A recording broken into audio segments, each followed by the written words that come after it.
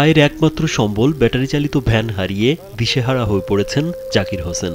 প্রতিদিনের মতো বুধবার ভ্যান নিয়ে বাড়ি থেকে বের হন তিনি। সারাদিন ভ্যান চালিয়ে মাগরিবের আজান দিলে কর্ণঝোড়া বাজার জামে মসজিদে নামাজ পড়তে ঢোকেন তিনি। নামাজ শেষে ফিরে দেখেন ভ্যান নেই।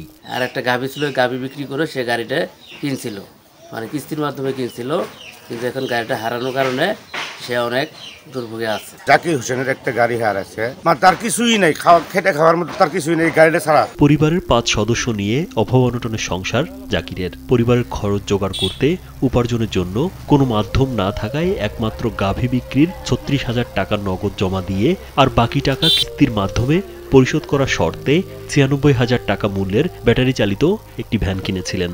উজু করছি, উজু করে আমি যাইতে আমি জামাত পাইছি ২ রাকাত গেছে, ১ রাকাত জামাত পাইছি। আমি যাওয়ার পরে আমি গাড়িটা ওই জায়গায় থুয়ে মসজিদের সামনে থুছি, আমি জামাতে গেছি, খারাপ হয়েছি। জামাত শেষ করিয়ে পার হয়ে দিয়ে আমার গাড়িটা নেই।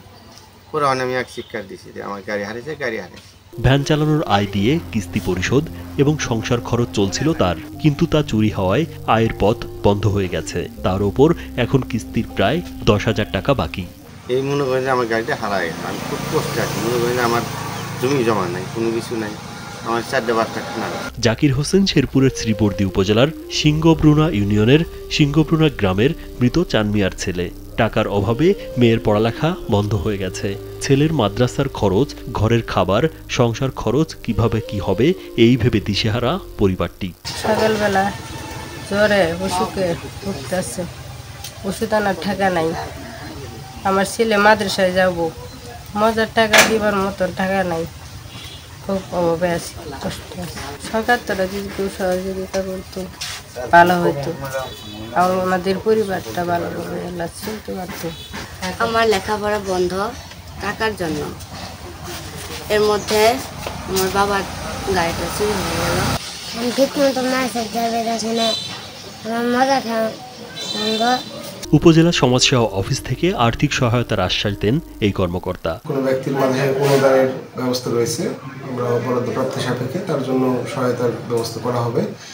এর পাশাপাশি আমাদের সুদমুক্ত ক্ষুদ্র ঋণ যে কার্যক্রম আছে, ওই প্রকল্পের সদস্য হিসেবে তাকে অন্তর্ভুক্ত করা যায় কিনা এবং ঋণের আওতায় এনে তাকে পুনর্বাসনের ব্যবস্থা করা যায় কিনা এই বিষয়টা আমরা বিবেচনা করব। শ্রীবর্দী থানার ভারপ্রাপ্ত কর্মকর্তা মোহাম্মদ আনোয়ার জাহিদ জানান, বিষয়টি জেনেছেন তিনি। এ বিষয়ে আইনি ব্যবস্থা চলমান রয়েছে। আমার ব্যাংকটি উদ্ধারের জন্য সর্বোচ্চ চেষ্টা অব্যাহত আছে, আর আমরা স্থানীয়ভাবে দেখতেছি বিষয়টা কিভাবে ওনার জন্য যা ভালো সেটা করা যায় সেটা আমরা করতেছি।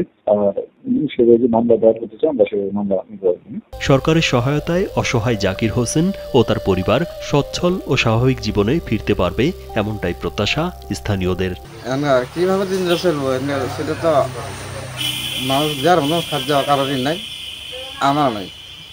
তার যে বড় ভাই আছে তারাও দেওয়ার সাহায্য নাই।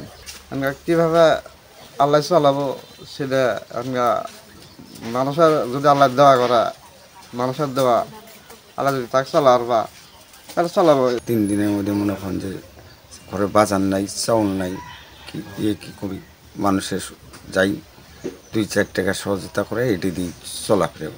খুবই দরিদ্র আমরা এলাকাবাসী এবং আমি সহ আমার এই মামার ভ্যান গাড়িটির জন্য সরকারের কাছে একটা সাহায্য আবেদন জানাই।